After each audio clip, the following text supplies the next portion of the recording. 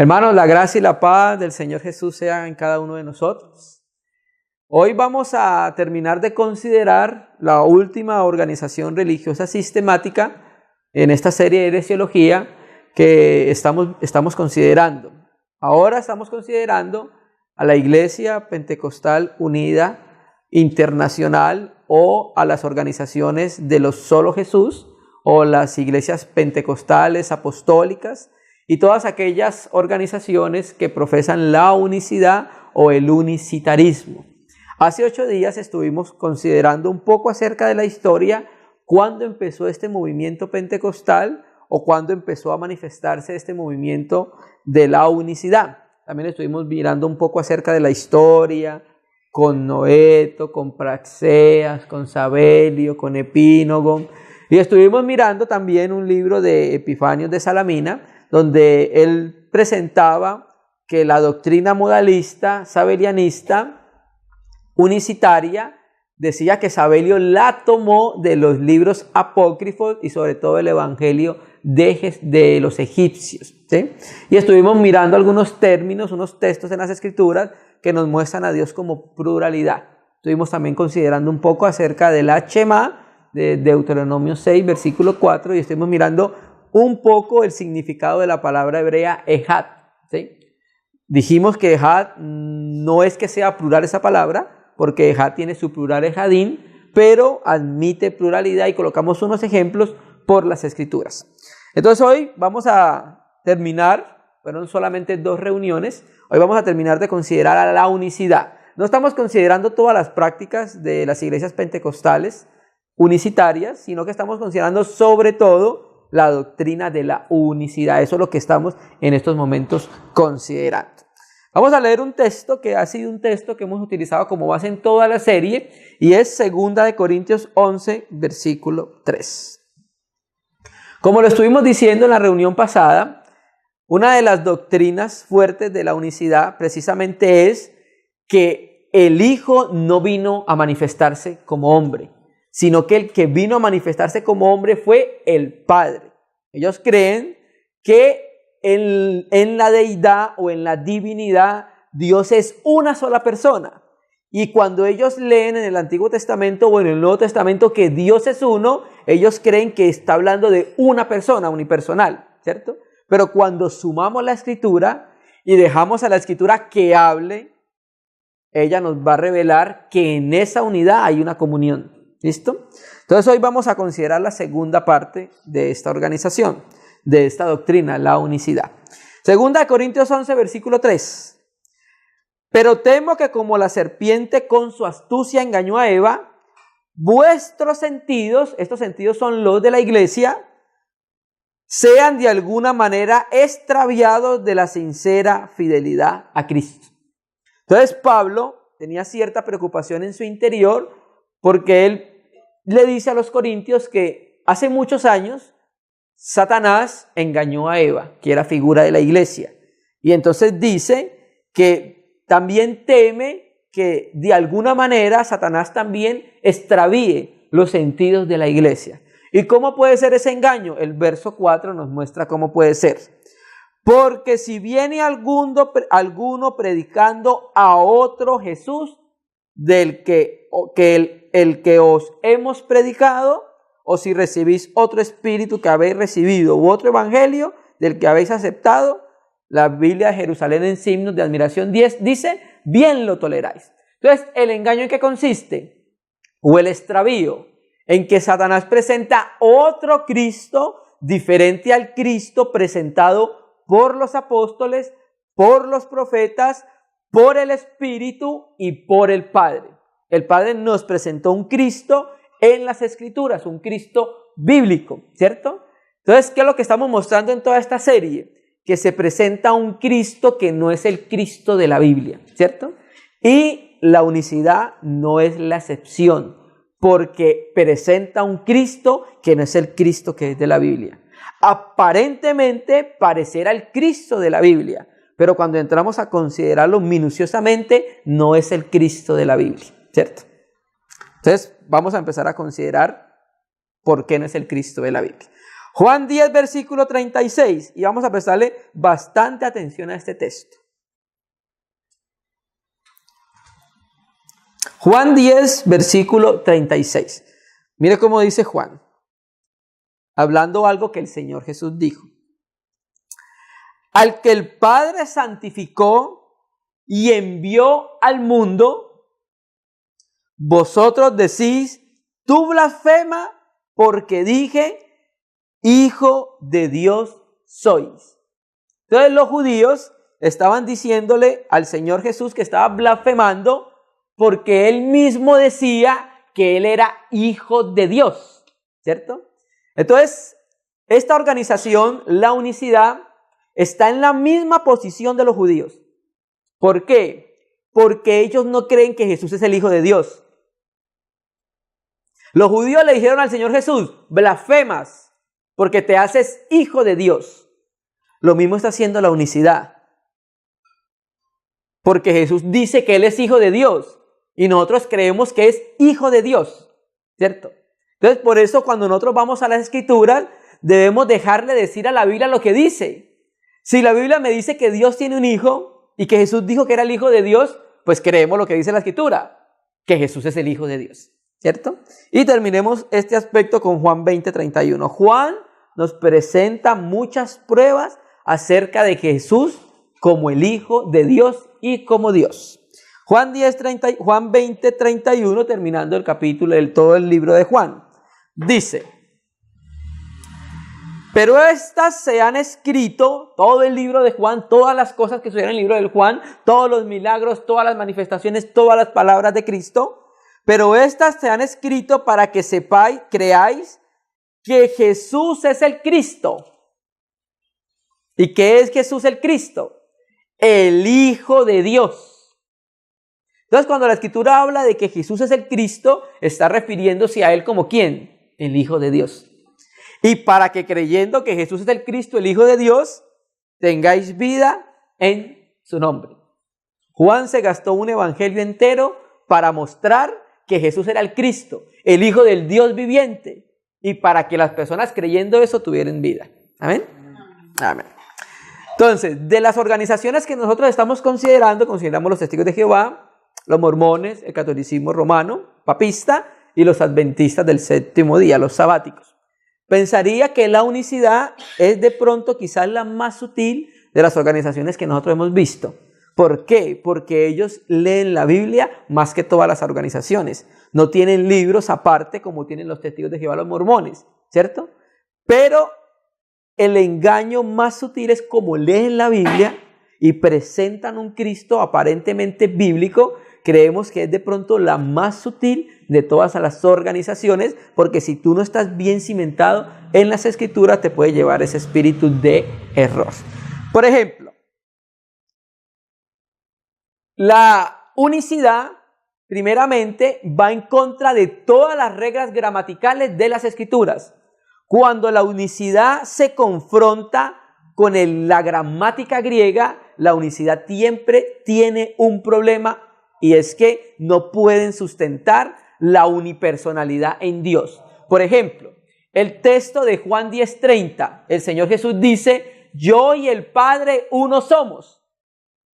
Gramaticalmente en ese texto se muestran que hay dos personas, pero la unicidad tiene que ir en contra de la gramática y el texto bíblico para poder sostener su doctrina y decir que es una sola persona.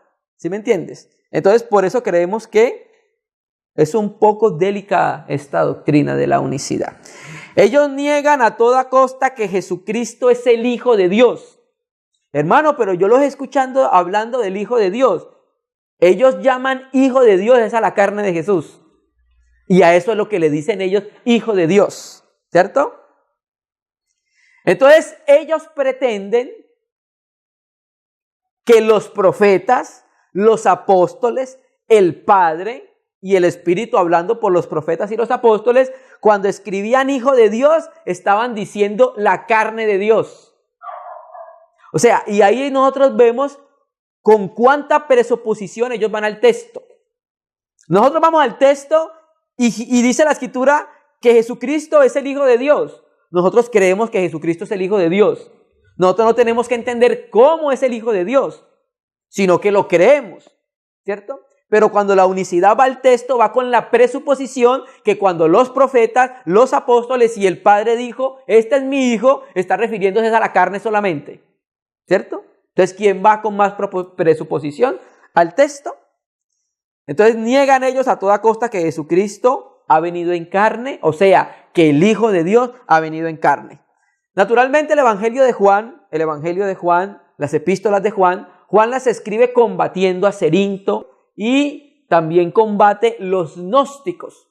Pablo también combatió a los gnósticos. Entonces, por eso encontramos tanta evidencia en los escritos de Juan de Jesucristo como Dios, pero también como el Hijo de Dios. Vamos a empezar a considerar. Niega que Jesucristo ha venido en carne. Primera de Juan 4, versículo 1. Primera de Juan, antes de Apocalipsis, viene el capítulo único de Judas y luego vienen las epístolas de Juan. Primera de Juan 4, versículo 1. Mire cómo dice Juan. Amados, y este amados, primeramente iba para quien iba escrita la carta. Pero amados somos nosotros somos amados del Padre por causa del Hijo. O sea que la epístola también es para nosotros. ¿Y qué nos dice? Amados, no creáis a todo espíritu. ¿Sí ves? Sino que nos dice, sino probad los espíritus si son de Dios. Entonces la iglesia tiene por medio de la palabra el deber de probar los maestros y probar los espíritus cuando presentan la palabra si son de Dios o no. ¿Por qué? Porque muchos falsos profetas han salido por el mundo. Y nos va a decir en el versículo 2 cómo vamos a hacer esa prueba. Y después de esa prueba vamos a mirar cuáles van a salir aprobados. En esto conocer el Espíritu de Dios, 2 puntos. ¿Sí? Primero nos dijo que probáramos los espíritus, si son de Dios. Y nos va a decir cómo vamos a probar si un espíritu es de Dios.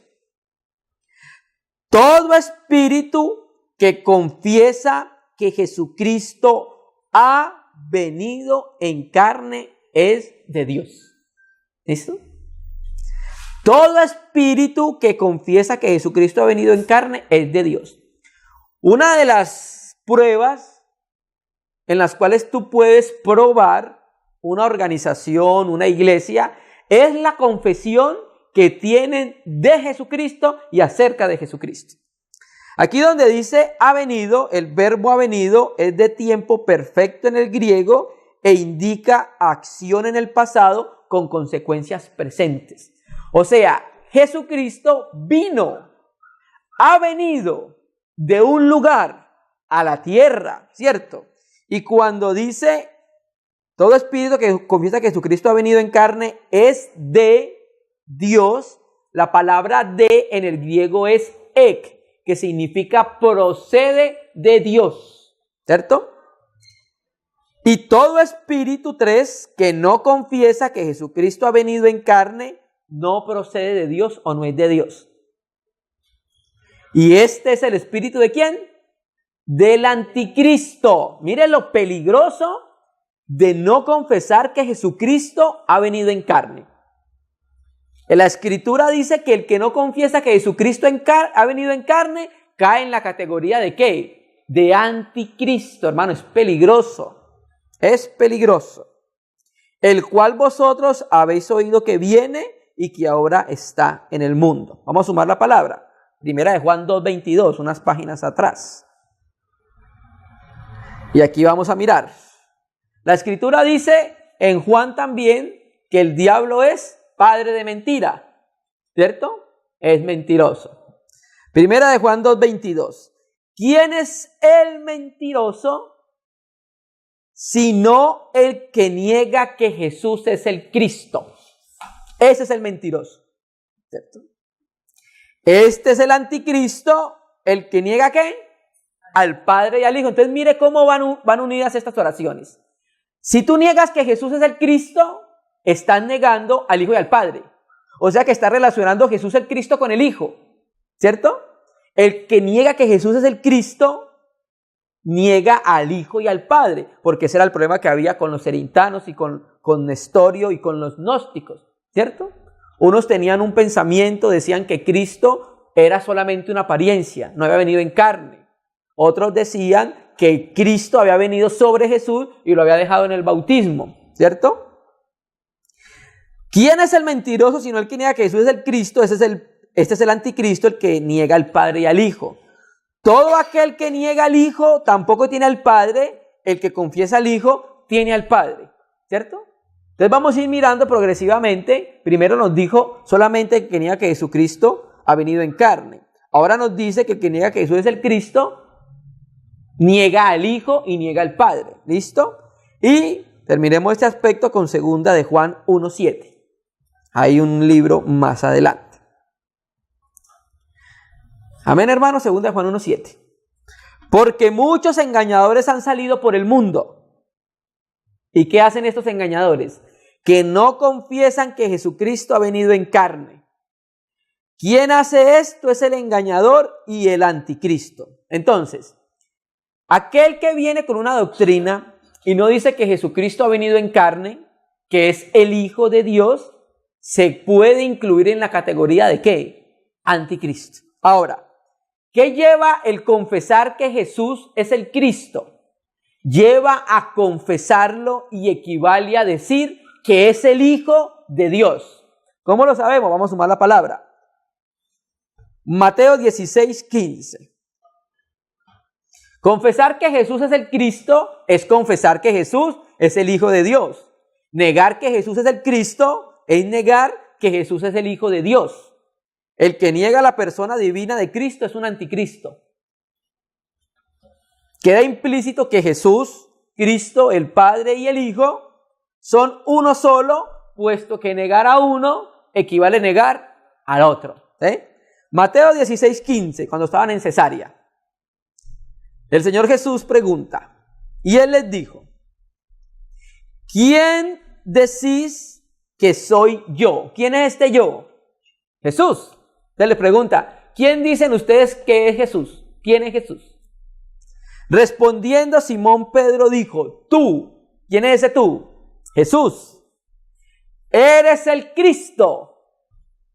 Pero ¿qué más termina diciendo?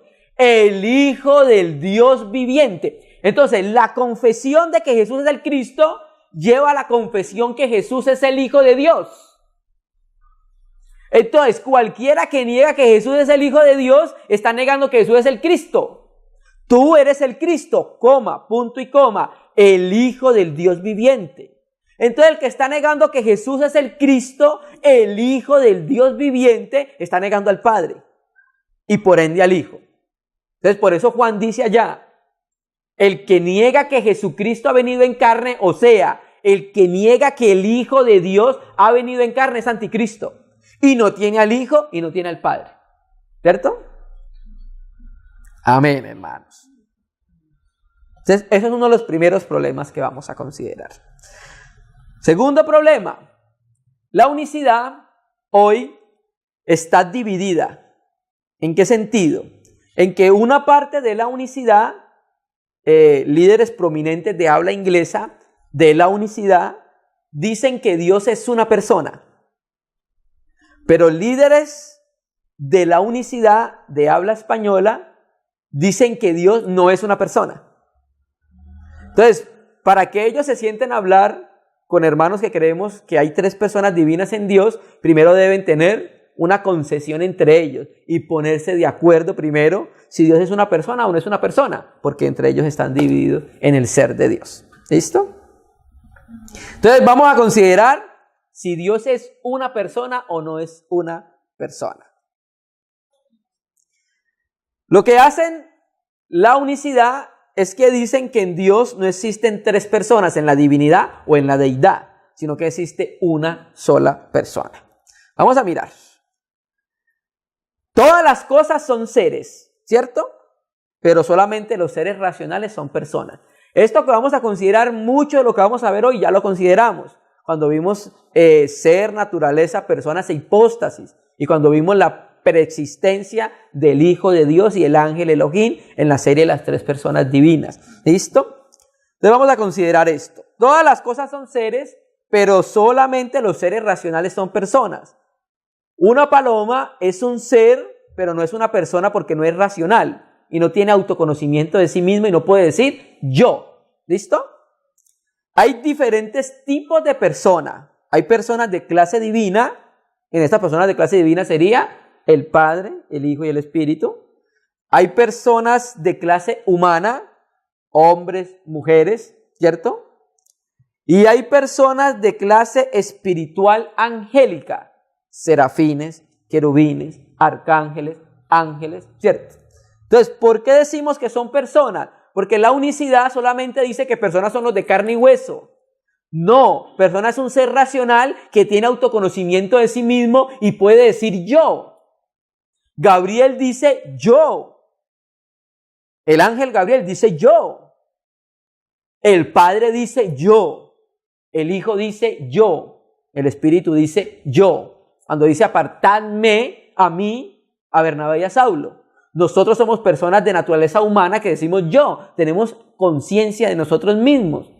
¿Cierto? Entonces, esas son las personas que tienen conciencia de sí mismo, autoconocimiento de sí, o sea, se conocen, son seres racionales, ¿cierto? Entonces, decir que Dios no es una persona es decir que Dios no es un ser racional. Entonces, como lo dijimos ahorita, ese problema tienen que primero solucionarlo ellos y ponerse de acuerdo primero ellos, porque una parte dice que sí son personas y otras dicen que no son personas. Vamos a mirar que sí hay personas en la divinidad. Hay más de una persona en Dios. Hay más de una persona en la deidad. Vamos a mirar y vamos a basarnos en el Antiguo Testamento. Vamos a ir a Zacarías 2:1. Esto ya lo consideramos. Zacarías 2, versículo 1. Antiguo Testamento. Y vamos a mirar dos personas en la divinidad. Zacarías 2, versículo 1. Vamos a leerlo. Presten atención. Alcé después mis ojos, estamos hablando de las visiones de un varón que estaba entre los mirtos en el capítulo anterior. Alcé después mis ojos y miré, he aquí un varón que tenía en su mano un cordel de medir. Y le dije, ¿a dónde vas? Él me respondió, a medir a Jerusalén para ver cuál es su anchura y cuál es su longitud. Vamos a leerlo desde el principio para coger el contexto. 3. He aquí, salía aquel ángel que hablaba conmigo y otro ángel le salió al encuentro y le dijo, corre, lo que le dijo este ángel, corre, habla a este joven diciendo, sin muros será habitada Jerusalén a causa de la multitud de los hombres y de ganado en medio de ella. Preste atención al versículo 5, yo seré para ella, ¿dice quién? Yahvé o Yahweh. Yo seré para ella, dice Yahvé, muro de fuego en derredor y para gloria estaré en medio de ella. ¿Quién estaría en medio de ella? Yahvé, ¿cierto? 6. Huid de la tierra del norte, ¿dice quién? Yahvé. ¿Quién viene hablando? Yahvé. Huid de la tierra del norte, dice Yahvé, pues por los cuatro vientos de los cielos os esparcí, ¿dice quién? Yahvé, te viene hablando Yahvé, ¿cierto? Es claro identificarlo. 7. Oh Sión, la que moras con la hija de Babilonia, escápate. Versículo 8. Porque así ha dicho Yahvé de los ejércitos. ¿Quién viene hablando? ¿Y quién dice? Yahvé Sebaot. ¿Qué dice Yahvé Sebaot? Mire lo que dice Yahvé Sebaot. Tras la gloria me enviará él. ¿Qué es esto? Sí, vamos a volver a leer. Porque así dice Yahvé Sebaot. ¿Qué dice Yahvé Sebaot? Tras la gloria me enviará él. ¿Qué es esto? Que Yahvé va a ser enviado. Yahvé va a ser enviado, ¿cierto? Tras la gloria me enviará él a las naciones que os despojaron, porque el que os toca a la niña de su ojo. Mire que Yahvé está hablando de que alguien lo va a enviar pero al mismo tiempo ese Yahvé que está siendo enviado está diciendo que el que toca a Israel toca a la niña de su ojo. No es al mismo Yahvé que está hablando, ¿cierto? Porque aquí yo alzo mi mano sobre ellos y serán despojos a sus siervos y sabréis que Yahvé de los ejércitos me envió. O sea, en el versículo 8 aparece un Yahvé que es enviado, pero aquí aparece otro Yahvé que envía, ¿cierto? Coherentemente lo que dice el texto. Porque aquí yo alzo mi mano sobre ellos y serán despojo a sus siervos y sabréis que Yahvé de los ejércitos me envió. Canta y alégrate, hija de Sión, porque aquí vengo y moraré en medio de ti, ha dicho Yahvé. Se unirán muchas naciones a Yahvé en aquel día y me será por pueblo y moraré en medio de ti. Y entonces conoceráis que Yahvé de los ejércitos me ha enviado a ti. Vamos a volver a leerlo desde el 8. Ya entendiendo que hay un Yahvé que envía y un Yahvé enviado, y no hay dos Yahvé, es un único Yahvé, pero debemos creer y respetar la manera de Dios hablar. ¿Sí? Vamos a volver a leerlo. Porque así ha dicho Yahvé de los ejércitos. Este Yahvé que es enviado es el Hijo. Tras la gloria me enviará Él. ¿Quién es Él? El Padre. A las naciones que os despojaron, porque el que os toca, toca a la niña de su ojo, al Padre. Porque aquí yo, este yo es el Hijo, alzo mi mano sobre ellos y serán despojo a sus siervos y sabré que Yahvé Sebaot me envió. ¿Este quién es? El Padre. El Padre envió al Hijo. ¿Sí? Porque aquí yo, el Hijo, alzo mi mano sobre ellos y serán despojo a sus siervos y sabré que Yahvé de los ejércitos, el Padre, me envió a mí, a el Hijo. ¿Cierto? Canta, alégrate, oh hija de Sión, porque aquí vengo y moraré en medio de ti, ha dicho Yahvé. Ese moraré en singular, entonces es el Padre y el Hijo. Y se unirán muchas naciones a Yahvé en aquel día y me serán por pueblo y moraré en medio de ti. Entonces conocerás que Yahvé de los ejércitos me envió a ti. ¿Cierto? Ahí se puede ver claramente que hay un Yahvé que envía y hay un Yahvé enviado. ¿Cómo conciliamos esto nosotros? Pues creyendo que hay más de una persona en la divinidad o en la deidad. Es la única manera de poder conciliarlo. ¿Cierto? Otro texto para confirmarlo. Isaías 48:15.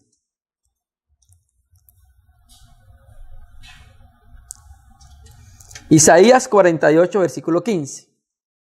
Viene hablando Dios, viene hablando Yahvé. Mira lo que dice Isaías 48, 15. Yo hablé, este es Dios, y les llamé y les traje. Por tanto será prosperado su camino. Acercaos a mí, este es Dios. Oí esto. Desde el principio no hablé en secreto.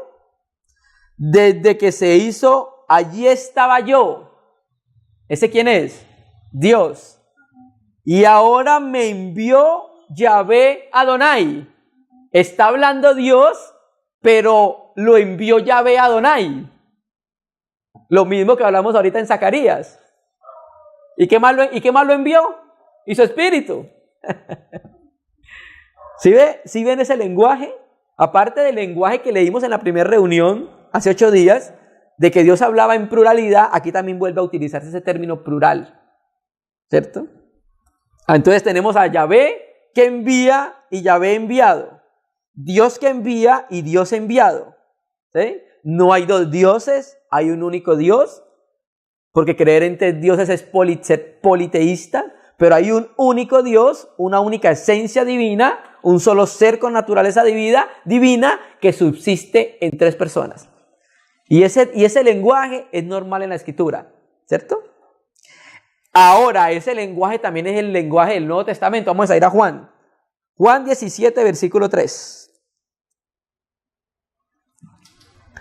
El Señor Jesucristo utiliza ese mismo lenguaje que se utilizó en el pasado, porque es el mismo Dios y habla de la misma manera.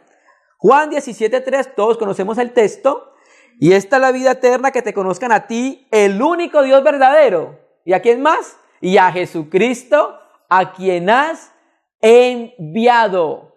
Tras la gloria me enviará Él. El Padre envía al Hijo. ¿Sí ves? Que este lenguaje no es diferente al lenguaje del Nuevo Testamento. Amén, hermanos. Vamos a mirar también otro texto donde también se puede ver la pluralidad de personas. Hebreos 2, versículo 11.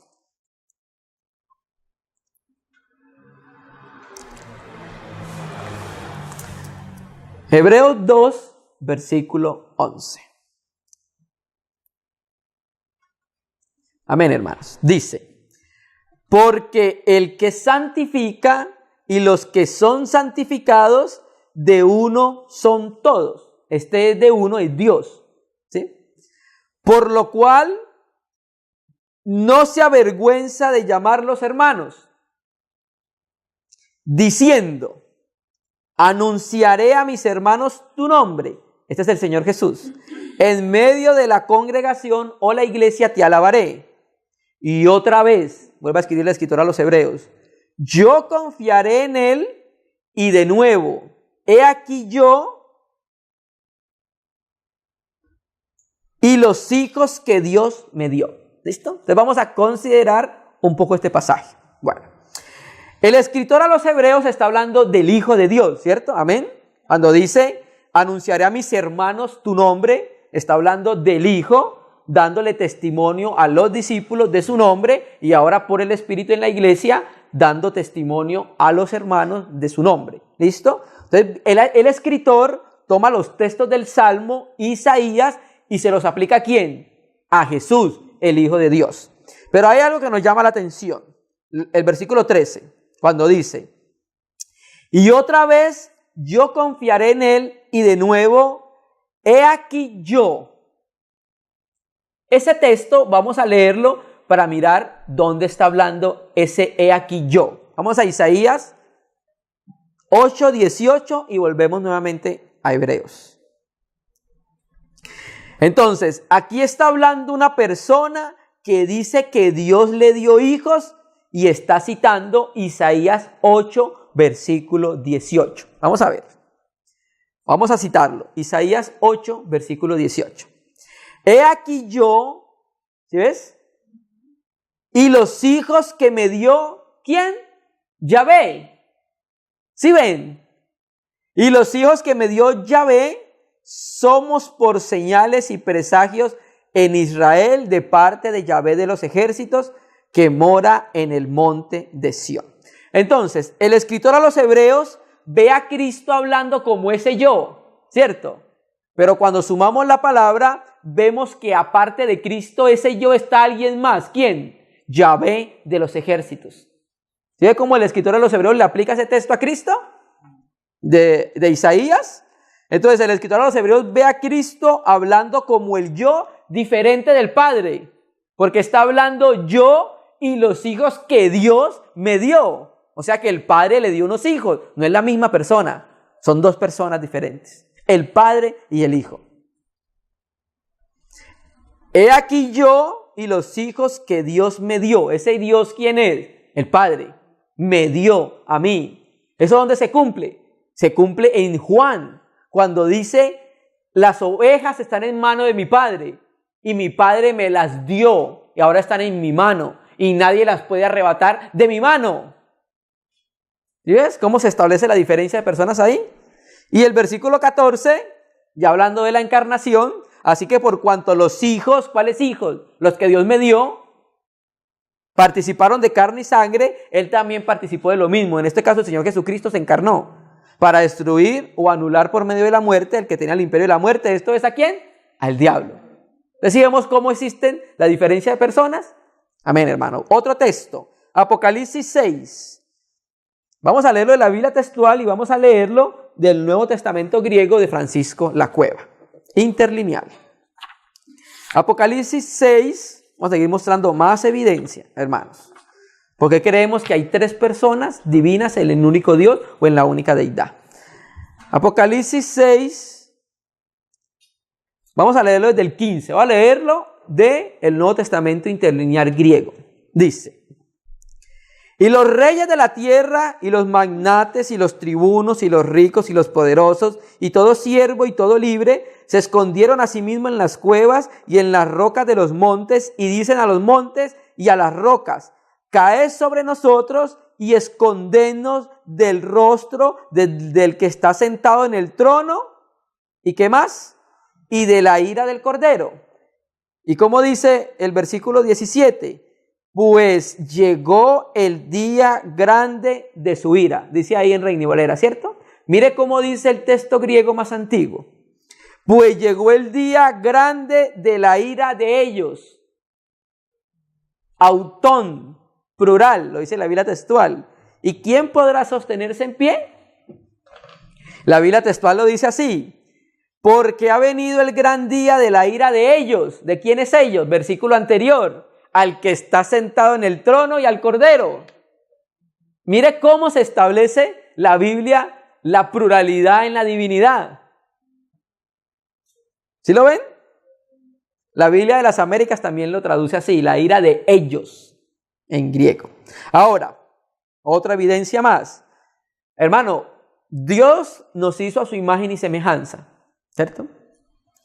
Si Dios fuera una persona, al hacernos a su imagen y semejanza, hubiera hecho una sola persona. Pero como Dios es comunión, nos hizo de igual manera en comunión, ¿cierto? Vamos a mirar eso. Génesis 5. Capítulo 5, versículo 1, pero vamos a leerlo desde la parte B, que es realmente donde comienza el contexto.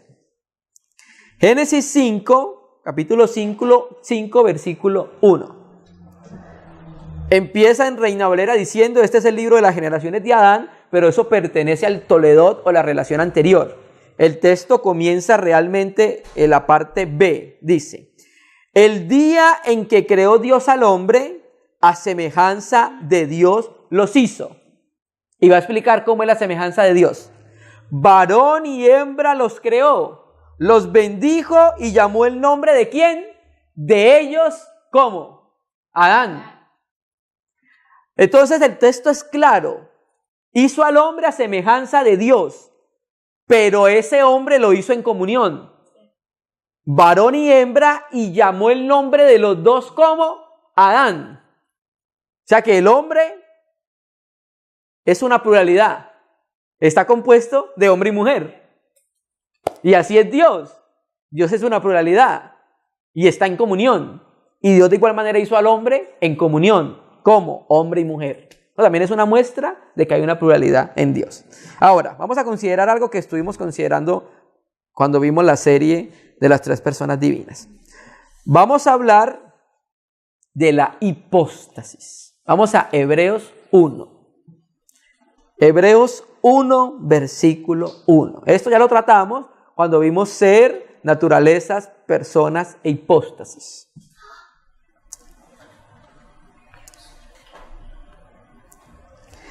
Hebreos 1, versículo 1 dice: Dios, habiendo hablado muchas veces y de muchas maneras en otro tiempo a los padres por los profetas, en los postreros días nos ha hablado por el Hijo o en el Hijo, a quien constituyó heredero de todo y por quien asimismo hizo el universo. Mira que hay un quién. Verso 3. El cual, ¿quién es el cual? El Hijo, siendo el resplandor de su gloria, o sea, el resplandor de la gloria del Padre, y la imagen misma de su sustancia, y quien sustenta todas las cosas con la palabra de su poder, habiendo efectuado la purificación de nuestros pecados, por medio de sí mismo, se sentó a la diestra de la majestad en las alturas. Entonces, lo que vamos a considerar ahorita es la palabra, la imagen misma de su sustancia. La palabra griega es carácter de su hipóstasis. Hipóstasis. ¿Qué es la hipóstasis? Hipóstasis es la sustancia individual de un ser. Listo. Entonces, queremos mostrar algo. La Biblia Bober Cantera, cuando dice la imagen misma de su sustancia, dice así: la impronta de su sustancia. Y vamos a empezar a considerar estas dos palabras: carácter de su hipóstasis. El Padre tiene un resplandor de gloria y es el Hijo. ¿Sí? El Padre tiene un resplandor de gloria y ese resplandor de gloria es ¿quién? El Hijo, ¿cierto? Ahí donde dice imagen, en Colosenses 1:15 también dice: Él es la imagen visible del Dios invisible. Pero ahí la palabra griega imagen no es la misma de acá. Aquí la palabra imagen es el carácter. Pero en Colosenses es eikon, que ahorita vamos a considerar. Entonces, Roberto Ana, en Ayuda Gramatical para el Griego del Nuevo Testamento, define carácter así: se refiere a una herramienta para grabar. Más adelante se usó para troquel, molde y posteriormente sello o impresión. Entonces, ¿qué es el carácter? Una reproducción. También se utilizaba para referirse a la máquina de escribir. Cuando la máquina imprime el carácter, entonces imprime algo igual a lo que imprime, solo que al frente. Por ejemplo, la máquina de escribir, ¿la recuerdan? Entonces, si tú apretabas la J, ella tenía acá grabado el sello para imprimir la J. Y entonces teníamos la J enfrente de la J. Entonces, más o menos lo que significa carácter. ¿Sí? Entonces, el texto vemos que el Padre tiene una hipóstasis y tiene un carácter de su hipóstasis, ¿cierto? O sea, tiene una representación fiel de la imagen de sí mismo y se llama eso carácter de su hipóstasis, ¿cierto? O sea, una impresión, una reproducción o una subsistencia de él mismo. También vemos que el Hijo es la exacta reproducción de la hipóstasis del Padre. O sea que el Padre tiene una subsistencia y el Hijo también tiene una subsistencia que refleja fielmente la imagen de su Padre, ¿cierto? Eso es lo que es la hipóstasis. Entonces vamos a mirar que el carácter de su hipóstasis o la representación exacta de lo que es el Padre, la imagen fiel de lo que es el Padre, la reproducción exacta de lo que es el Padre, es engendrada por conocimiento y por resplandor. Primero, por resplandor. Cuando el Padre resplandece, engendra el resplandor, pero el Padre nunca empezó a resplandecer, sino que siempre ha resplandecido. Entonces el resplandor engendrado por la gloria del Padre es tan eterno como el Padre. Y el Hijo es el resplandor de la gloria del Padre. Entonces, el Hijo es engendrado por resplandor, pero el Padre nunca empezó a resplandecer. El Padre siempre ha resplandecido. ¿Y qué es el Hijo? El resplandor de la gloria del Padre. ¿Listo? Ahora, engendrado por conocimiento. Dios, para poderse revelar, se tiene que conocer. Y cuando Dios se conoce, engendra el conocimiento de sí mismo. Pero ese engendrar no tiene principio.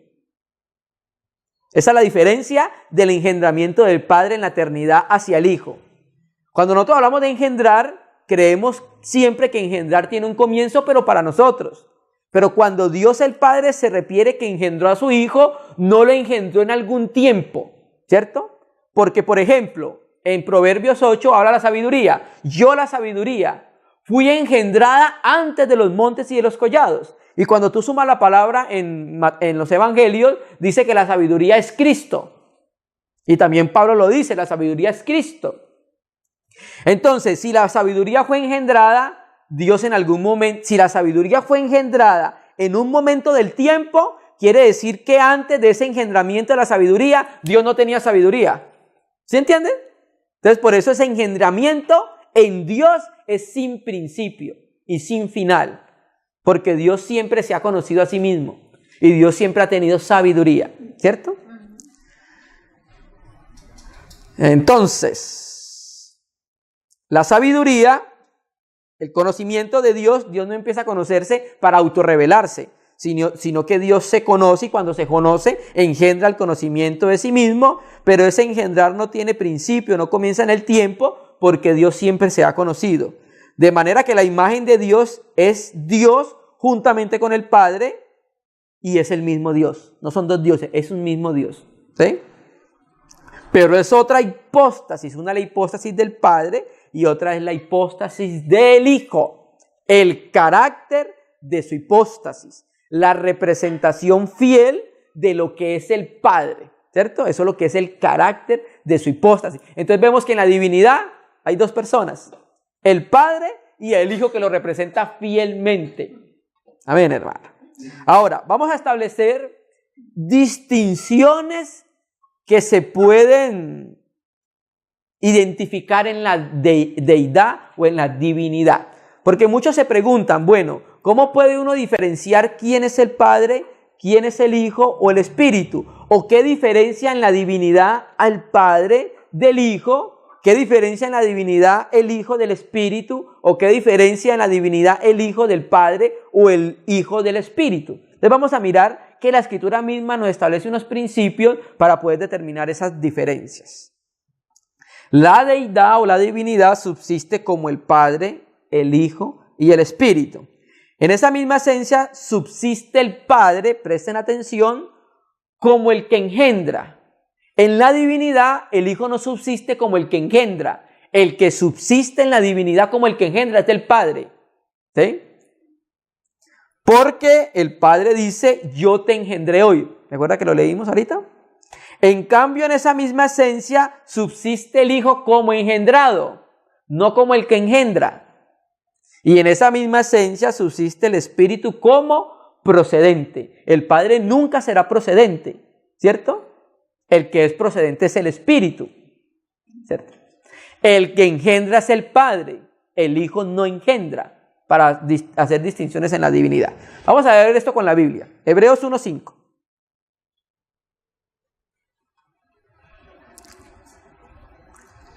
Hebreos 1, versículo 5. Mire cómo dice. Porque ¿a cuál de los ángeles dijo Dios jamás? ¿Quién es este Dios? El Padre. Mi hijo eres tú. ¿Y quién es ese tú? Pues el Hijo. Yo te he engendrado hoy. Y otra vez, yo seré a él Padre y él me será a mí, ¿qué?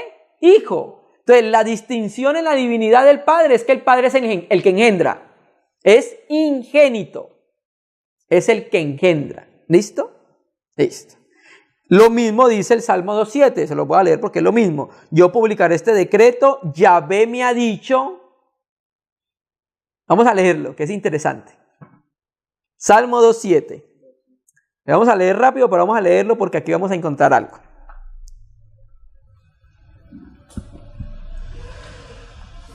En Hebreos 1:5 se ve al Padre hablándole al Hijo, ¿cierto? ¿A cuál de los ángeles dijo Dios jamás? Este Dios es el Padre. Mi Hijo eres tú, yo te he engendrado hoy. Pero preste atención que en el Salmo 2:7 está hablando el Hijo. Vamos a leerlo. Salmo 2, versículo 7. Yo publicaré el decreto. ¿Cuál? Yahvé me ha dicho. ¿Quién es este Yahvé? El Padre. ¿Qué le ha dicho Yahvé a alguien más? Mi hijo eres tú. Yo te engendré hoy. ¿Sí ves? En Hebreos vemos al Padre hablándole al Hijo y aquí es el Hijo. Yahvé me ha dicho a mí. ¿Quién es ese mí? El Hijo. Mi hijo eres tú. Yo te engendré hoy. Entonces, ahí establecemos una diferencia. Diferenciar. El Padre, distinciones en la deidad. El Padre es el que engendra. El Hijo es el engendrado. Tú nunca vas a decir que el Padre es engendrado porque la Biblia no lo dice. Y debemos respetar esos tiempos en la palabra, ¿cierto? Y están las distinciones precisamente que hay en la divinidad. Entonces el Padre es el ingénito y el que engendra. El Hijo es engendrado por el Padre. Pero recuerda, engendrado sin principio. Porque si el Hijo tiene principio, no es Dios con el Padre. Es una mera creación, como dicen los arrianos, ¿cierto? Y el Espíritu Santo, la distinción es que procede. Juan 15, 26. Juan 15, versículo 26.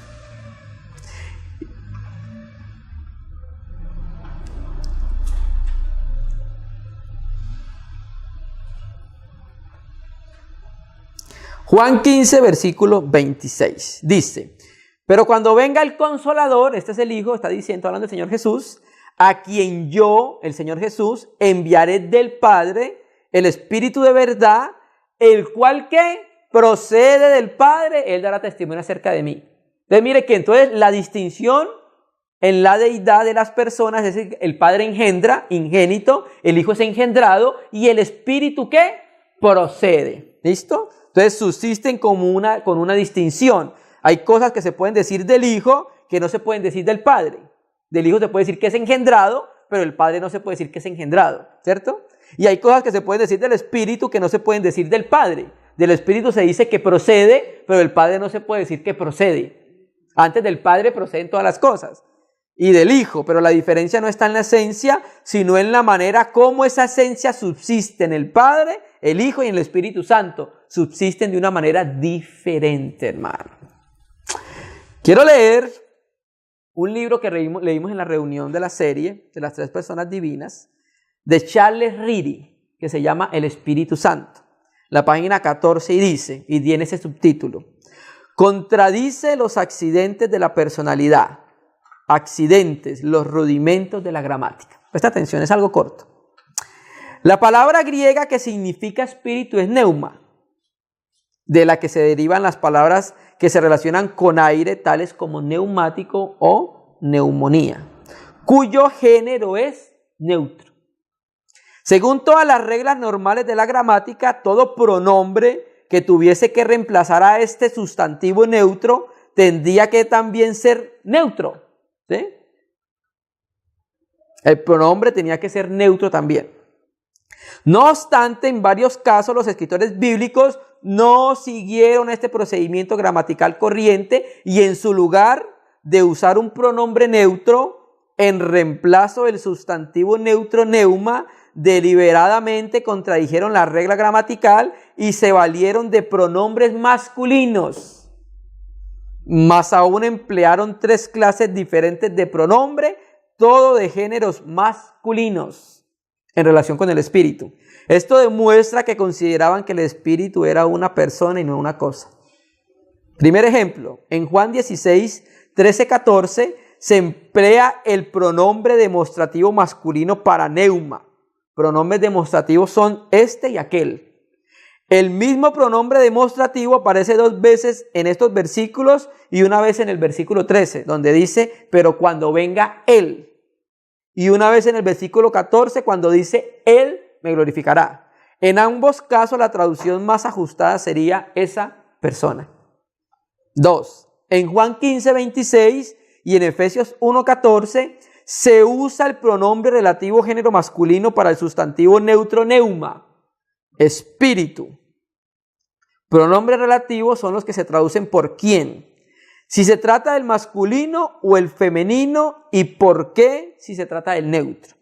En Juan 15, 26 el pronombre relativo masculino es quién en la frase a quien yo os enviaré del Padre, la que leímos ahorita.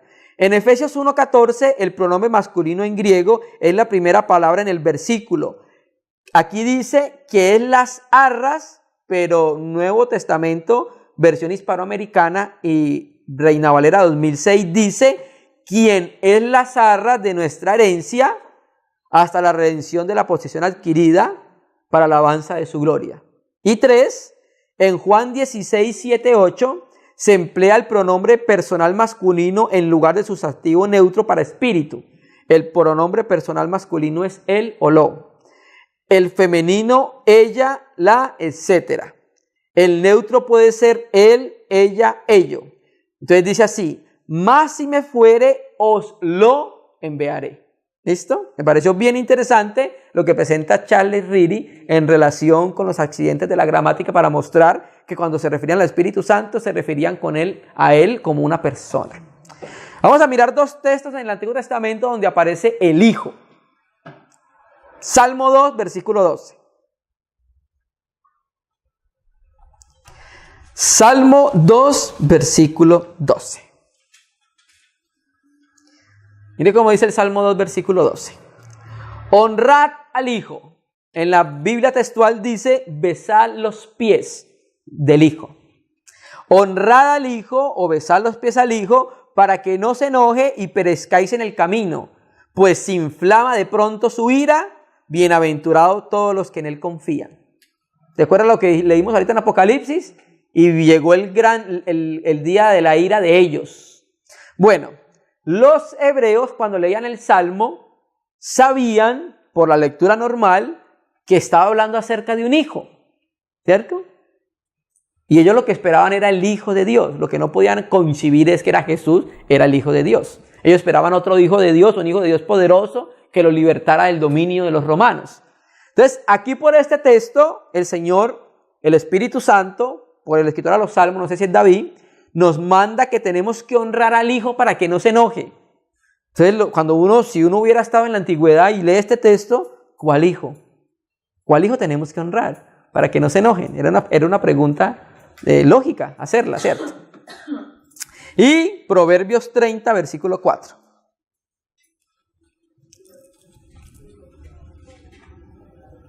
Son dos textos que hablan clarito que existe un hijo, porque está hablando de él en tiempo presente. Proverbios 30, versículo 4 dice: ¿Quién subió al cielo y descendió? ¿Descendió de dónde? Pues del cielo. ¿Quién encerró los vientos en sus puños? ¿Quién ató las aguas en un paño? ¿Quién afirmó todos los términos de la tierra? ¿Qué es esto? Está hablando de la creación. Y está hablando en singular. ¿Quién? Entonces termina. ¿Cuál es el nombre, su nombre y el nombre de su hijo? Mire cómo está el texto. Está diciendo, ¿quién encerró los puños en su mano? Pero a ese quién, el escritor de Proverbios termina diciéndole, el que hizo eso, el que encerró los puños en su mano, tiene un nombre y su hijo. O sea que los dos, el Padre y el Hijo, estaban en la creación. Ahí está clarito, ¿cierto? Estaban en la creación. ¿Cuál es su nombre y el nombre de su hijo, si sabes? Entonces los hebreos al leer esto se daban cuenta que había alguien que actúa en la creación. Y el proverbista pregunta, ¿cuál es el nombre de su hijo? El que hizo esto, el que ató los vientos en sus puños y afirmó todos los términos de la tierra. ¿Quién? Y ese quién es un plural. ¿Cuál es el nombre, su nombre y el nombre de su hijo? Ahorita vamos a mirar la respuesta. Vamos a hablar de la preexistencia del hijo. Mateo 12:35, que ya lo consideramos en las reuniones pasadas. Mateo 12, versículo 35. Mire cómo dice. Disculpe, hermano, Marcos. Ay, mira mal que están despiertos. Marcos 12, 35. Sí, ¿vamos entendiendo, cierto? Sí. Ok, listo. Marcos 12, versículo 35. Mire cómo dice Marcos 12, versículo 35. Enseñando Jesús en el templo decía, ¿cómo dicen los escribas? Estos escriban a los escribas de los fariseos, que el Cristo es el hijo de David. Efectivamente, por la ley cuando tú lo leías, se creía que Cristo era el hijo de David. Versículo 36. Entonces viene el Señor Jesús. Mire la sabiduría de él. Porque el mismo David dijo por el Espíritu Santo. ¿Qué dijo David por el Espíritu Santo? Dijo el Señor a mi Señor, siéntate a mi diestra hasta que ponga tus enemigos por estrado de tus pies. Este texto tiene una doble aplicación. Vamos a mirar la primera aplicación que está acá. David mismo le llama Señor, o sea que el Señor Jesús le está aplicando este texto, el Señor a Cristo y el otro Señor a David, ¿cierto? David mismo le llama Señor. ¿Cómo es pues su hijo? Y gran multitud del pueblo le oía de buena gana. Se le dice a la pregunta, bueno, si es su hijo, ¿por qué le llama Señor? Dijo el Señor a mi Señor. Ese Señor, la primera aplicación es Cristo. Dijo el Señor a mi Señor. Cristo le dijo a David, siéntate a mi diestra. David mismo le llama Señor. ¿Cómo es pues su hijo? ¿Sí? Dijo el Señor a mi Señor, siéntate a mi diestra hasta que ponga a tus enemigos por estrado de tus pies. ¿Cómo es pues su hijo? Esa es la primera aplicación. La segunda aplicación es aplicada legítimamente por la Biblia al Padre y al Hijo. ¿De dónde saca el Señor Jesús ese texto? Salmo 110:1. Vamos a leerlo. Entonces el Señor Jesús cayó a los modalistas antiguos, a los judíos, probando por David que hay más de una persona en la deidad. Yahvé el Señor llamó al Mesías Señor. Vamos a mirar el texto. Salmo 110:1. Vamos a leerlo en la Biblia textual. Salmo de David, oráculo de Yahvé. Oráculo de Yahvé. Oráculo de Yahvé a mi Señor. Siéntate a mi diestra hasta que ponga a tus enemigos por estrado de tus pies. Así dice Howard, ¿cierto? Listo. Oráculo de Yahvé a mi Señor. Ese Yahvé, ¿quién es? Y ese Señor, ¿quién es? Ahí la palabra hebrea para Señor es Adón. Entonces aquí vemos que hay alguien que se llama Yahvé y le dice a alguien que es Adón: siéntate a mi diestra hasta que ponga a tus enemigos por estrado de tus pies. Entonces vamos a mirar la segunda aplicación de este texto. Y vamos a mirar que hay dos personas en esa diestra. Hebreos 10:12. Hebreos 10, versículo 12. Me cogió el día. Hebreos 10, versículo 12. Mire cómo dice. Pero Cristo, este es el Adón del Salmo 110:1, habiendo ofrecido una vez para siempre un solo sacrificio por los pecados, ¿qué dice? Se ha sentado a la diestra de Dios. Siéntate a mi diestra, a la diestra de Dios, hasta que todos sus enemigos sean puestos por estrado de tus pies. De ahí en adelante está esperando hasta que sus enemigos sean puestos por estrado de tus pies. ¿Sí ves? Cómo ese texto, su segunda aplicación es al Padre y al Hijo. A alguien que se llama Yahvé, que le habla a alguien que es un Señor y es Adón. Apocalipsis 3:21.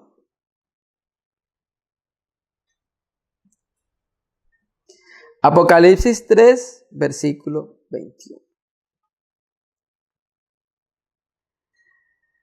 Al que venciere, hablando del Señor Jesús, le daré que se siente conmigo en mi trono, así como yo he vencido y me he sentado con mi Padre, ¿en dónde? En su trono. Siéntate a mi diestra. Cuando el Señor Jesús asciende, se sienta en el trono del Padre, se sienta en la diestra del Padre. ¿Sí ves? Y terminemos este aspecto con 1 Corintios 15:23. Viene hablando de la resurrección.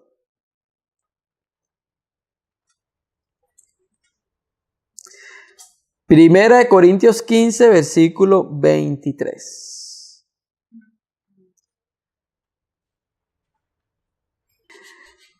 Primera Corintios 15, 23, hablando de la resurrección. Pero cada uno en su debido orden, la resurrección. Cristo, que es las primicias, Cristo las primicias, luego los que son de Cristo en su venida. Luego el fin, cuando entregue el reino al Dios y Padre. Mira que hay alguien que es Dios, pero es el Padre. Cuando haya suprimido todo dominio, toda autoridad y potencia, porque es preciso que Él reine, ¿hasta que qué? Hasta que todos sus enemigos, hasta que haya puesto a todos sus enemigos debajo de sus pies. Eso es ¿qué? Salmo 110. Dijo Yahvé a Adón: siéntate a mi diestra hasta que todos tus enemigos sean puestos por estrado de tus pies. El mismo Salmo 110 nos muestra que hay una persona que es Yahvé, que le dice al Hijo, a otro Señor, diferente del Padre: siéntate a mi diestra. Amén, hermanos, ¿quedó claro? Otro texto que vamos a empezar a mostrar la preexistencia del Hijo de Dios, que ya lo leímos en la reunión cuando vimos la preexistencia del Hijo de Dios. Primera de Juan 5:20.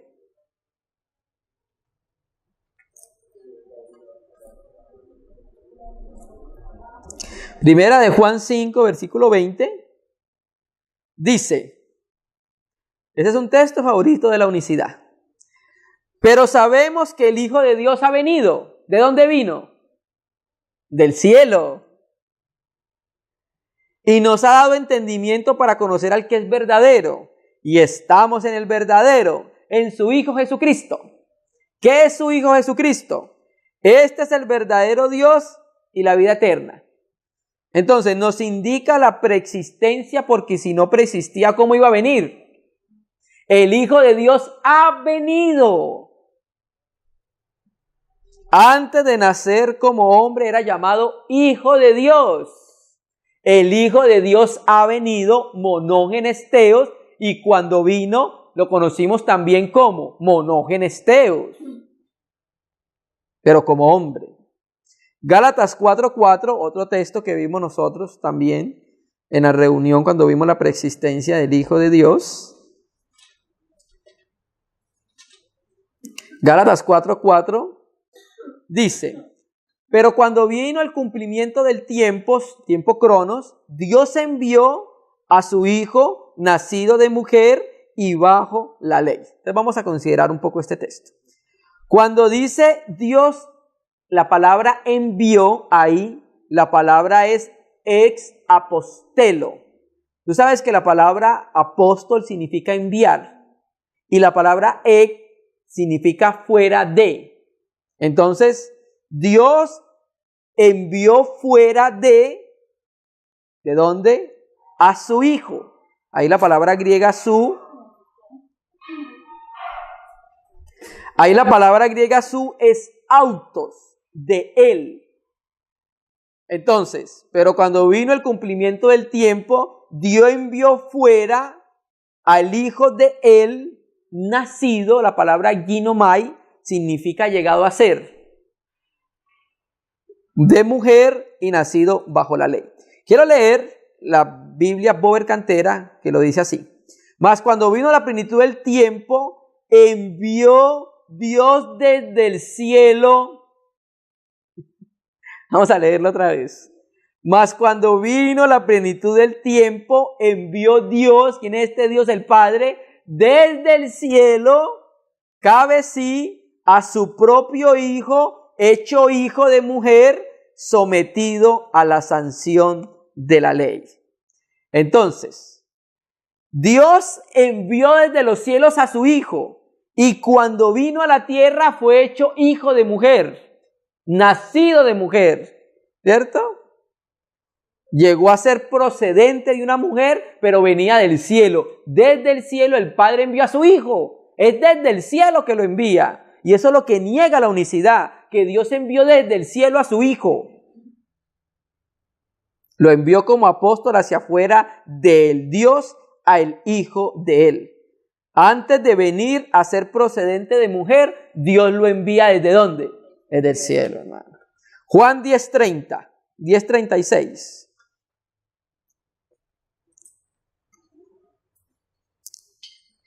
Juan 10, versículo 36. Mire cómo dice. Ya lo leímos al principio. Al que el Padre santificó y envió al mundo, vosotros decís, tú blasfemas, porque dice, Hijo soy de Dios. La palabra donde dice al, envió al, la palabra ais, la palabra al en el griego es eiston, que significa hacia dentro, al mundo. Lo envió del cielo hacia adentro del mundo, cuando nació de mujer. Cristo fue enviado desde el cielo para entrar al mundo. Desde afuera vino al eis, entró dentro del mundo, hermano. Otro texto, primera de Juan 4:14. Tremendo, ¿no? El texto es claro cuando muestra que Dios envió a su Hijo. Amén. Primera de Juan 4:14. Primera de Juan 4:14. Y nosotros hemos visto y testificamos que el Padre, esa es una persona, ha enviado ¿a quién? Al Hijo. ¿A dónde lo envió? Al mundo para salvarlo. El envío del Hijo es desde la eternidad. Ellos dicen que lo envió solamente cuando nació de la mujer. Él lo envió del cielo y el Verbo se hizo carne. Sí vemos cómo el Hijo preexistía antes. Amén, hermanos. Vamos a considerar otro aspecto. el Hijo salió del Padre. Y aquí vamos a utilizar el texto griego del Nuevo Testamento en algunas partes, porque vamos a citar bastantes palabras griegas, hermanos, que ya las buscamos acá. Vamos a leerla acá. Juan 16, 28. Vamos a ver cómo el Hijo salió del Padre. Insistimos, no existen dos dioses ni tres dioses. Eso es ser politeísta. Existe un único Dios, una única deidad. Un único ser con única naturaleza y esencia divina, pero en esa naturaleza y esencia divina de ese único ser subsisten tres personas. Una persona que es el Padre y dice yo, una persona que es el Hijo y dice yo, y una persona que es el Espíritu y dice yo. Juan 16, 26, 28. Te voy a leerlo primero. Salí del Padre y he venido al mundo. Otra vez dejo al mundo y voy al Padre. Entonces, donde dice salí, la palabra salí del, es la palabra para, que significa al lado de. Entonces, salí al lado de el Padre. Ahí, aunque no dice él en el texto de la Reina y Valera, en el griego sí dice tou, él.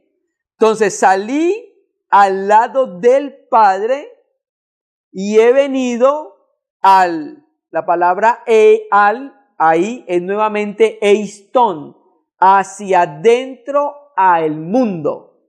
Otra vez dejo al mundo y voy al Padre. Salió del Padre, salió al lado del Padre a entrar al mundo, deja el mundo cuando muriera y volvería al lado del Padre. De la misma manera habla Juan en Juan 8:42. Juan sigue hablando de la misma manera en Juan 8:42. Mire lo que dice. El mismo lenguaje. Y ahorita vamos a ver de dónde salió. Porque también es una pregunta válida. ¿Salió pero de dónde? Juan 8:42. Jesús entonces les dijo: si vuestro Padre fuese Dios, ciertamente me amarías, porque yo, ¿quién es ese yo? Jesús. ¿Quién es Jesús? El Hijo de Dios.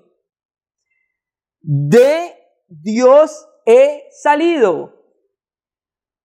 La palabra de es ek, fuera o procede de. Procede de Dios, porque yo procedo de Dios, porque yo de Dios he salido y he venido. ¿Ha venido a dónde? Al mundo. Pues no he venido de mí mismo, sino que el que me envió. No he venido de sí mismo, sino que Él me envió. Salió de Dios. ¿Dónde estaba Dios? ¿El Padre dónde estaba? En los cielos. Padre nuestro que estás en los cielos. De ahí salió, de los cielos. Juan 17:7. El mismo lenguaje.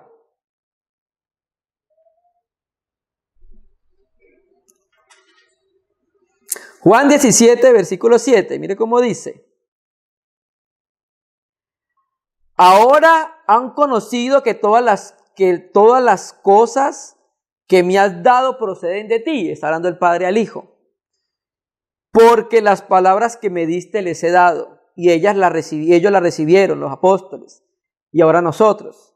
Y han conocido verdaderamente que salí de ti. Ahí la palabra de es para. Salí de al lado de ti y han creído que tú me enviaste. ¿Sí ves? Entonces nosotros creemos que el Hijo salió del Padre. ¿Dónde estaba el Hijo? ¿Cuál era la posición que el Hijo tenía? Juan 1:18. En los cielos. ¿Cuál era su posición? Eso lo dice también Filipenses 2:5, que no lo vamos a utilizar en esta serie, pero lo dice, existiendo en forma de Dios. Cristo Jesús existiendo en forma de Dios, no consideró ser igual a Dios como algo para aferrarse, sino que se despojó a sí mismo. No de sí mismo, sino a sí mismo. Juan 1:18 lo vamos a leer de la Biblia textual. Nadie ha visto jamás a Dios, hermano, y esto tenemos que tenerlo presente. La doctrina neotestamentaria y veterotestamentaria nos dice que nadie jamás ha visto a Dios, al Padre. Y eso vamos a tenerlo en cuenta cuando lleguemos a un punto más adelante. Dice acá, Reina y Valera 60 dice el unigénito Hijo. La Biblia textual, los manuscritos más antiguos, Nestlé Aland también, dice el unigénito Dios, monógenes teos, que está ¿en dónde? En el seno. De ahí salió el Hijo, del seno del Padre. Salí del Padre, ¿de dónde? Del seno del Padre, porque ahí está el Hijo. Salió el unigénito Hijo, el unigénito Dios que está en el seno del Padre, Él lo reveló. Ahí la palabra reveló es exegesato, lo exegetó, lo explicó, hizo una exégesis.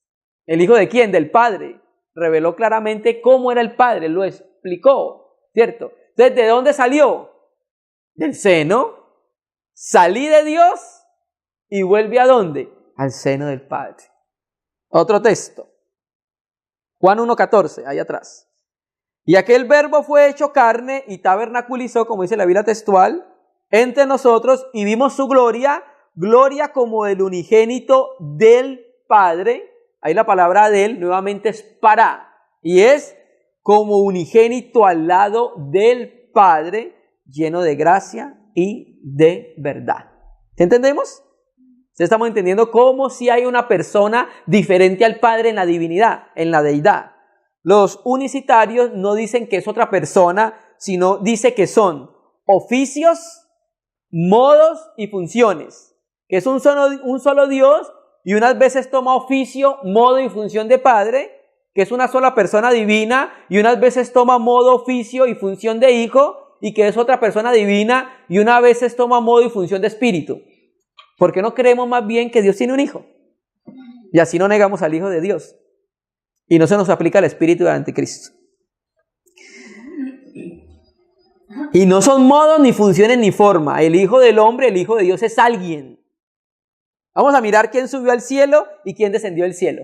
¿Recuerda? Proverbios 34. Proverbios 30, versículo 4.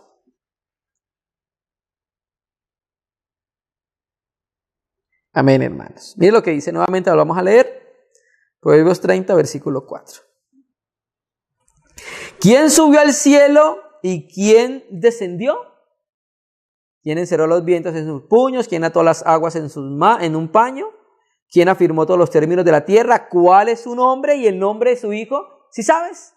La respuesta, ¿quién subió al cielo y quién descendió del cielo y cuál es el nombre de su hijo? ¿Sí sabe? Se encuentra en el Nuevo Testamento. La suma de tu palabra es verdad.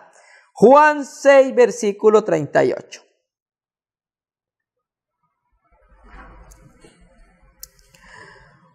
Juan 6, versículo 38. Biblias rápidas. Porque he descendido del cielo. ¿Quién subió al cielo y quién descendió del cielo? Porque he descendido. La palabra kata vaino es una palabra compuesta. Kata abajo y vaino ir. O sea que traduce ir abajo. Bajado. Porque he bajado, he ido abajo del cielo, no para hacer mi voluntad, sino la voluntad del que me envió. Porque he descendido la palabra del ahí es apo, fuera, desde el cielo, no para hacer mi voluntad, sino la voluntad del que me envió. Juan 3, versículo 13. Voy a leerlo de la Biblia Bover Cantera. Nos está respondiendo a la pregunta que se hizo el proverbista. ¿Quién subió y descendió del cielo? ¿Y cuál es el nombre de su hijo, si sabes? Juan 3:13 de la Bover Cantera. Y nadie ha subido al cielo sino el que ha bajado del cielo. ¿Quién? El Hijo del Hombre que está en el cielo. Aunque la palabra que está en el cielo en los manuscritos griegos no aparece. Pero de todas maneras, ahí nos dice que el que subió al cielo fue el que bajó del cielo. ¿Quién? El Hijo del Hombre. No el Padre. Lo dice claramente, el Hijo del Hombre. O sea, que si Jesús es una persona, el Hijo del Hombre es una persona descendió del cielo y una persona subió al cielo. ¿Sí? Juan 6:62.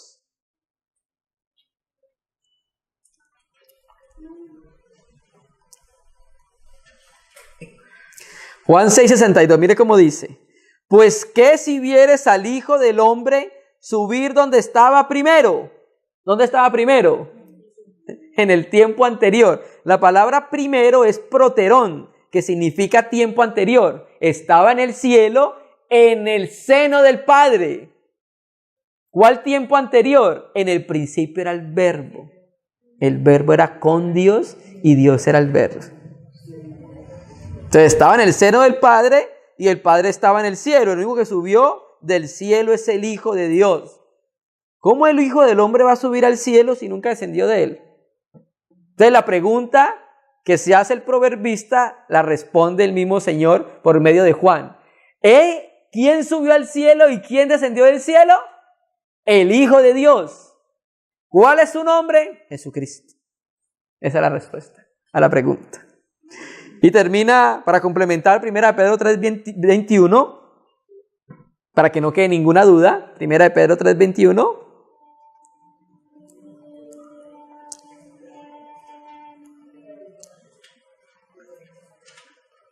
Primera de Pedro 3:21. El bautismo que corresponde a esto ahora nos salva, hablando del diluvio de Noé. No quitando las inmundicias de la carne, sino como la aspiración de una buena conciencia hacia Dios, por la resurrección de Jesucristo. Quien habiendo ¿qué? ¿Subido a dónde? Al cielo, está a la diestra de Dios, y a él están sujetos ángeles, autoridades y potestades. La Biblia no puede ser más clara. El que subió al cielo fue el que descendió del cielo, el Hijo del Hombre, Cristo Jesús, el Hijo de Dios. ¿Y dónde dice Hijo de Dios? Bueno, Hebreos 4:14, ahí atrás, unos libros atrás, mire lo que dice.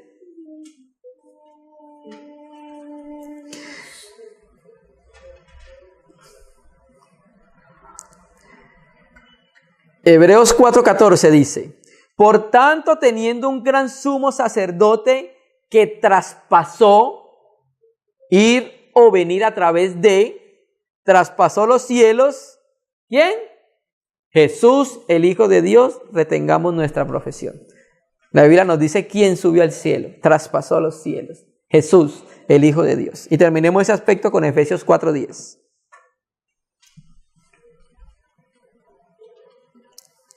Efesios 4, versículo 10, para terminar de responder a la pregunta del proverbista, por la misma palabra.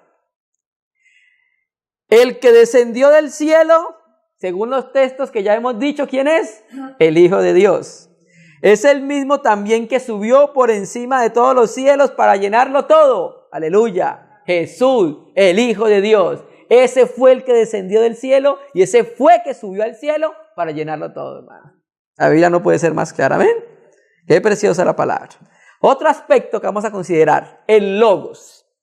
Para los unicitarios, la unicidad, el logos, la palabra logos es la que se utiliza en Juan 1:1. En el principio era el logos era con Dios y Dios era el logos. Ellos dicen ahí que el logos es un plan preordenado en la mente de Dios, un pensamiento, un concepto abstracto que se hace sustancia cuando nace. Hermano, de entrada, tú cuando lees Juan 1:1, en un principio era el logos estaba ante Dios y Dios era el logos. No puede ser ese logos un pensamiento, un plan en la mente de Dios, porque dice que logos era Dios. Y Dios no es ni un pensamiento, ni un plan en la mente de nadie. Dios es Dios. Y Dios era el logos, hermano. Y sabemos por el contexto de Juan 1:14 que está hablando del Señor Jesús. Por el contexto de Juan 1, todo que está hablando del Señor Jesús. No era un pensamiento, era Dios. Y Dios no es un pensamiento. Ahora, hicimos un ejercicio, hay un ejercicio. Buscas logos, la palabra logos en el Nuevo Testamento, y vamos a mirar unas características de ese logos para ver si es un plan, un pensamiento, algo abstracto o es una persona. Apocalipsis 19:11.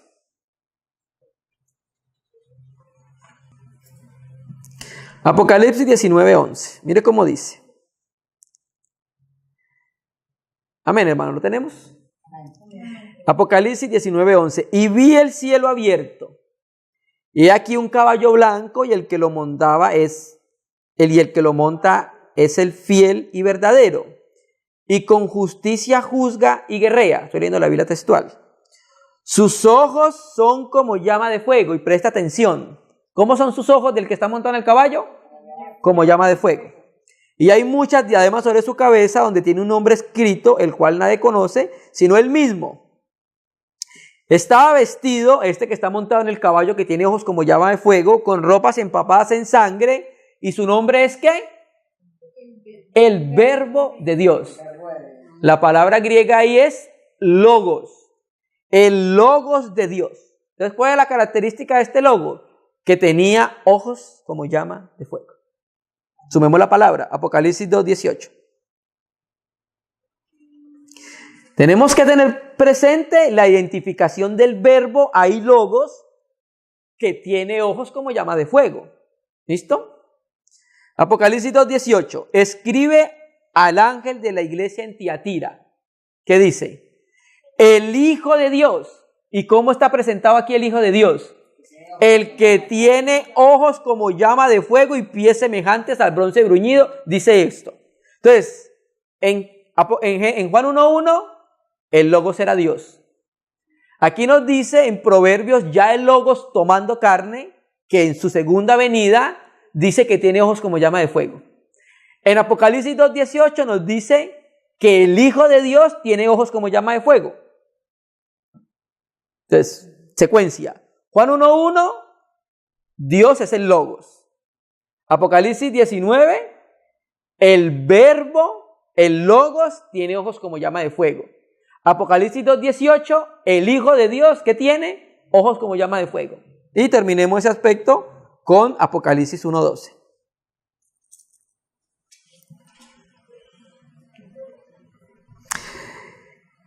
Juan, la visión. Y me volví para ver la voz que hablaba conmigo, y vuelto vi 7 candeleros de oro. Y en medio de los 7 candeleros a uno semejante ¿a quién?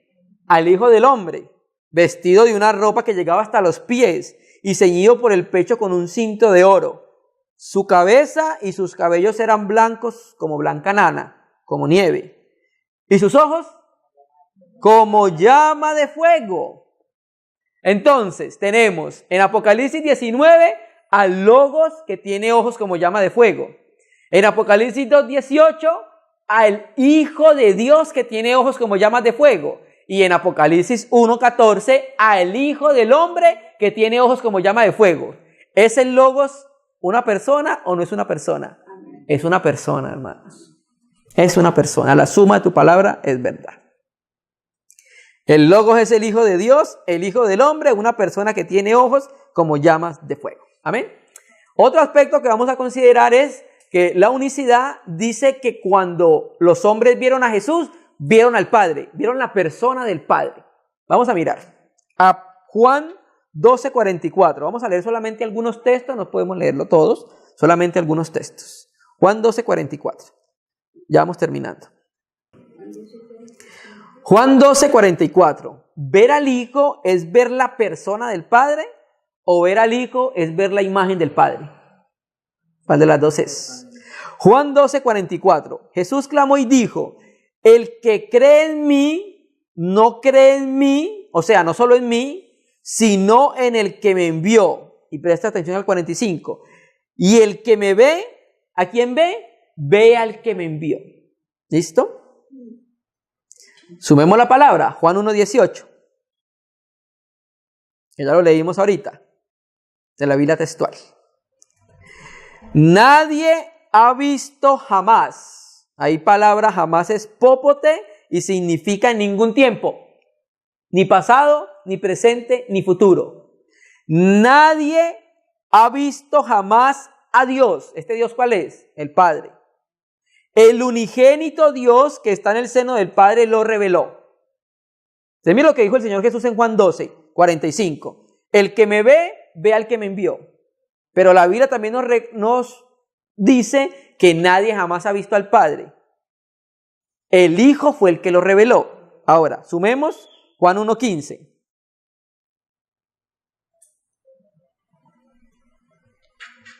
Juan 1, versículo 15. Colosenses 1, versículo 15, hermano, disculpes. Todos conocemos el texto. Colosenses 1, versículo 15. ¿Quién es? El Señor Jesús. Es la imagen del Dios invisible. Él es la imagen del Dios invisible, el primogénito de toda creación. Entonces, cuando los hombres vieron en Jesús al Padre, ¿qué fue lo que vieron? ¿La persona del Padre o la imagen del Padre? La imagen, vieron a Dios en imagen. La Escritura es clara cuando dice, nadie ha visto jamás a Dios. Y hay al menos 4 registros en el Nuevo Testamento donde dice, a Dios ningún hombre lo ha visto. A Dios nadie lo ha visto jamás. Entonces, ¿qué vieron? Vieron al Padre, pero por imagen. ¿En dónde? En el Hijo. Él es la imagen visible del Dios invisible. Él es el carácter de su hipóstasis, la imagen misma de su sustancia. Entonces nadie ha visto jamás al Padre. Lo que hemos visto es la imagen del Padre. ¿En quién? En el Hijo. Entonces esto es claro. ¿Amén? Listo.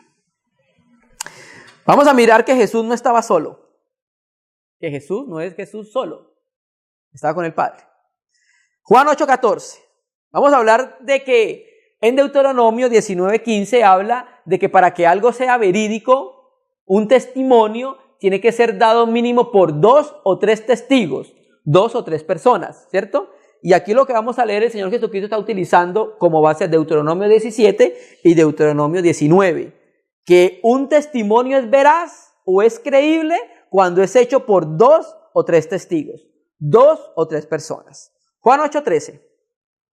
Entonces los fariseos dijeron, tú das testimonio acerca de ti mismo, tu testimonio no es verdadero. Respondió Jesús y les dijo, aunque yo doy testimonio acerca de mí mismo, mi testimonio es verdadero, porque sé de dónde he venido y a dónde voy, pero vosotros no sabéis de dónde vengo ni a dónde voy. 15. Vosotros juzgáis según la carne, yo no juzgo a nadie. Y si yo juzgo, mi juicio es verdadero. Preste atención porque él hace un juicio verdadero. Porque no soy yo solo, no es Jesús solo, sino yo y el que me envió. ¿Quién fue el que lo envió? El Padre. Gramaticalmente nos dice que hay alguien que es el Padre y alguien que es el Hijo. 17. Y en vuestra ley está escrito que el testimonio de 2 hombres es verdadero. ¿Sí ves? ¿Cómo lo sumó? Si yo juzgo, mi juicio es verdadero, pero no soy yo solo, sino yo y el Padre que me envió. En vuestra ley está escrito el testimonio de 2 hombres es verdadero. Yo soy el que doy testimonio de mí y el Padre que me envió da testimonio de mí. Entonces tenemos a 2 dando testimonio. ¿Quién? Al Padre y al Hijo. Porque se está basando en la ley donde dice el testimonio de 2 o 3 personas es verdadera. Sigamos sumándole la palabra. Juan 5:31 para seguir mirando acerca del testimonio. Y vamos a mirar que Juan sigue diciendo que hay otro que da testimonio aparte de Jesús. Juan 5:31 dice, si yo doy testimonio acerca de mí mismo, mi testimonio no es verdadero. Otro, alos, la palabra griega alos, indica una distinción numeral de objetos de carácter similar. Otro es el que da testimonio acerca de mí y sé que el testimonio que da de mí es verdadero. Y el versículo 37, también el Padre que me envió ha dado testimonio de mí. Nunca habéis oído su voz ni habéis visto su aspecto. Jesús dijo que él y su Padre eran 2 testigos y hay otro como testigo. Juan 15:26. ¿Quién más da testimonio de él? Juan 15:26. Ya vamos terminando, hermanos. Pero cuando venga el Consolador, el Paracletos, a quien yo os enviaré del Padre, el Espíritu de verdad, el cual procede del Padre, ¿qué va a hacer él? Dará testimonio acerca de mí. Entonces tenemos 3 dando testimonio. Creámoslo, hermano. Eso lo dice la Biblia. Creamos lo que dice la Escritura. Señor. Vamos terminando. Un aspecto. Niño nacido, hijo dado. Isaías 9:6. Conocemos el texto, ¿cierto? Isaías 9, versículo 6. El que nació es el Hijo de Dios, porque a María se le dijo, será llamado Hijo de Dios, pero también se llama Hijo de Dios desde la eternidad, porque el Señor Jesús, Dios envió a su Hijo desde el cielo. O sea que también se llamaba Hijo desde la eternidad. Isaías 9, 6. Porque un niño nos es nacido, hijo nos es dado. ¿Cierto? Porque un niño nos es nacido, hijo nos es dado. Sumemos la palabra. Juan 3, 16. Un texto que no lo sabemos de memoria. ¿Cierto? Un texto que no lo sabemos de memoria. Juan 3, 16. Porque de tal manera amó Dios al mundo, este Dios es el Padre, ¿qué ha hecho? Ha dado a su Hijo. Niño nos es nacido, hijo nos es dado. Dios dio a su Hijo, hermano. Y cuando nació ese niño, se llamaría Hijo del Altísimo, Hijo de Dios. Son los dos estadios del Hijo de Dios. Amén. Amén, hermanos. En estos días viendo un comentario en internet acerca de la doctrina unicitaria, de la unicidad, leía un caso en alguna parte donde una persona decía que en algún lugar se había encontrado con un solo Jesús, pero se dieron cuenta que era un espíritu. Y aparte de eso que leí, hay una experiencia de mi esposa y mi cuñado. Ellos se encontraron con un señor una vez, cerquita, de acá de donde estamos, y entonces entraron a una conversación, un señor mayor, y más o menos lo que recuerdo es de que él les contó de que lo invitaron a donde una persona que tenía algún espíritu, ¿cierto? Y cuando llegaron donde esa persona, le preguntaba cómo se llamaba, y la persona le respondió, solo Jesús. Eso es una experiencia que ellos tuvieron, ¿cierto? Y hay muchas experiencias más. Terminemos con estos textos, Juan 5, 18.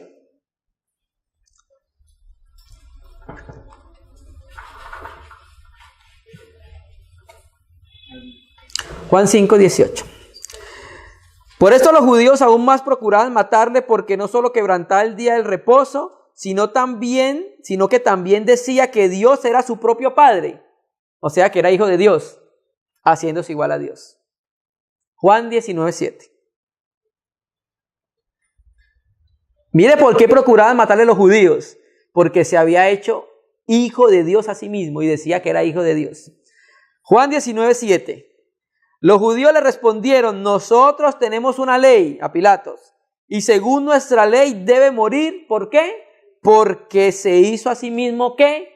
Hijo de Dios. Mira lo que decían los judíos. Lo querían matar porque se había hecho a sí mismo hijo de Dios. Es la misma actitud que tienen la unicidad. Tienen una aberración contra los hermanos trinitarios, porque yo la conocí, porque yo fui unicitario. Y había un problema con los unicitarios. Aberraban la doctrina trinitaria, pero no la conocían. No sabían ni siquiera qué era. Solo decían que era católica y ya. ¿Por qué? ¿Por qué aborrecían a los hermanos? Porque decimos que Jesús es el Hijo de Dios. Y terminemos con el que empezamos. Juan 20, 31. Pero estas se han escrito para que creáis que Jesús es el Cristo, el Hijo de Dios, y para que creyendo tengáis vida en su nombre. Todo lo que Juan escribió era para que creyeran que Jesús es el Cristo, el Hijo de Dios. Y nosotros honramos al Hijo de Dios. Y nosotros creemos que Dios tiene un Hijo. Esa es la verdad bíblica. Sumando todos los textos que hemos visto. Cuando estemos en la eternidad solo vamos a ver un trono y a uno sentado en el trono, al Hijo de Dios. Porque Él es la imagen del Padre, es la imagen de Dios, hermano. Y la salvación viene por creer que Jesús es el Cristo, el Hijo del Dios viviente, hermano. Amén. Con esta reunión entonces terminamos de considerar todas las organizaciones religiosas sistemáticas y en la próxima reunión entonces estaremos teniendo un tema para complementar y cerrar la serie, hermano. Amén. Esperamos que esto pueda ayudar a muchos hermanos. Vamos a orar y darle gracias al Señor. Toda gloria,